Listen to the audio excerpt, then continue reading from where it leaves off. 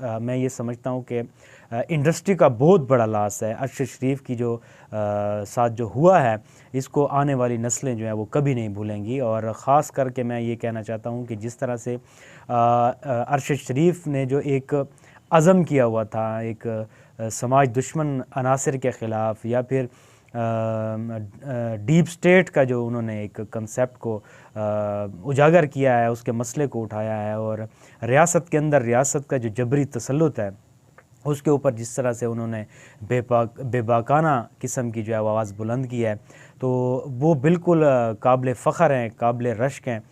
उनकी खिदमात को कभी हम नहीं भूल सकते। तो ये हमारे लिए बहुत ही तकलीफ़देह जो है वो दिन है, क्योंकि इंडस्ट्री का बहुत बड़ा लॉस है, और पाकिस्तान एक मरतबा फिर जो है वो एक निडर, बेबाक और दिलेर सहाफ़ी से जो है महरूम हो गया है।